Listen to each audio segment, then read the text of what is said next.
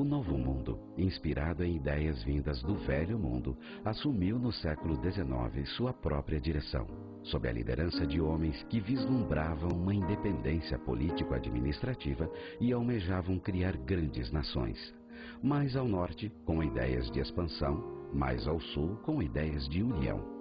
O que somos, o que são os povos de todas as Américas, são identidades construídas com esse arcabouço de pensamentos e com a ação de toda a massa que foi a luta. Olá, galera. Tudo bom? Gostaram da pequena introdução, da demonstração das imagens dos Estados Unidos e da América Latina?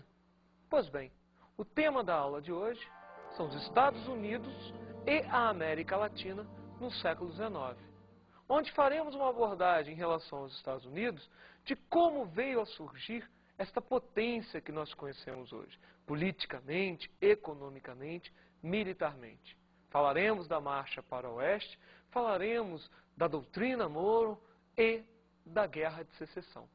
Do outro lado, falaremos do processo emancipador da América Espanhola, das colônias espanholas da América Latina. Tá legal? Então vamos começar a nossa aula? Vamos lá!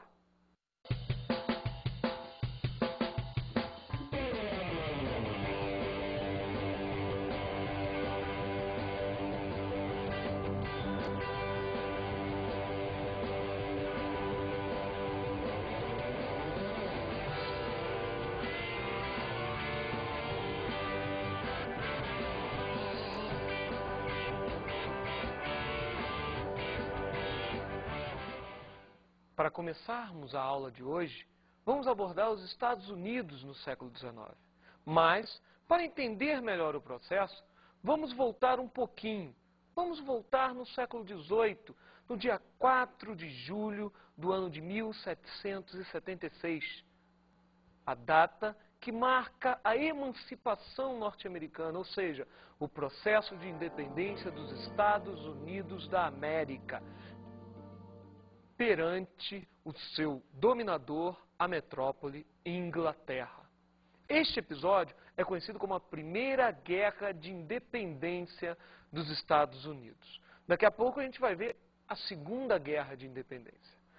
Proclamada a independência dos Estados Unidos, formada a nação norte-americana, temos que organizar a Constituição. No ano de 1787, era organizada a Constituição dos Estados Unidos, por muitos considerada a única até os dias de hoje. Ressalto que os estados norte-americanos possuem mini-constituições. Esta Constituição de 1787 tinha características federativas, representativas, era uma república democrática. O Estado estava dividido em 3 poderes: executivo, legislativo, judiciário. Ali, naquele momento, após ser formulada a Constituição de 1787, era convocada eleições para a presidência da República. E no ano de 1789, era eleito o primeiro presidente norte-americano. O primeiro presidente eleito norte-americano foi um dos grandes líderes do processo de emancipação das 13 colônias, ou seja, dos Estados Unidos. A figura marcante era George Washington. George Washington assume como primeiro presidente e vai governar no período de 1789 ao ano de 1797. E dentro desse período há um grande desenvolvimento industrial e financeiro. Começava a ser construído o ideal norte-americano. No final do século XVIII, repare, estamos no final do século XVIII, a potência norte-americana começava a ser erguida. Então, nós temos, com certeza, dentro desse período, o início do processo industrial e financeiro dos Estados Unidos. Tudo isto culminaria na expansão do território, ou seja, vamos buscar novas áreas, novos mercados, expandir a ferrovia, que mais tarde seria a famosa marcha para o oeste, que falaremos daqui a pouco. O crescimento industrial e financeiro elevado da época fez com que os Estados Unidos viessem a se tornar um ponto de convergência de pessoas provenientes da Europa. Era a famosa Terra da Prosperidade. Entre 1790 e 1890, cerca de 15 milhões de imigrantes provenientes da Europa, entre eles ucranianos, eslavos, ingleses, franceses, vieram para a América tentar a sorte no que nós falávamos, no que nós chamamos de Terra da Prosperidade.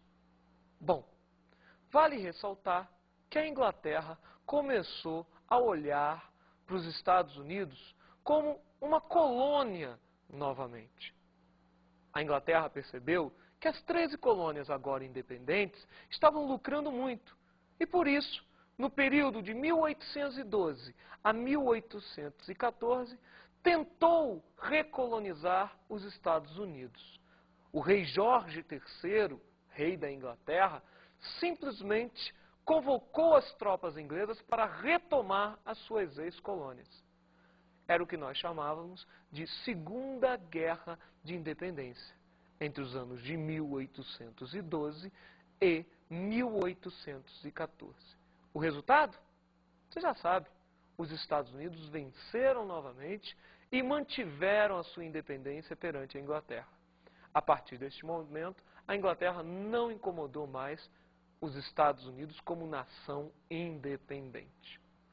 Para nós observarmos melhor esse processo migratório europeu, vamos dar uma olhadinha, vamos ver um pequeno trecho do filme Um Sonho Distante? Vamos dar uma olhada nesse processo de colonização?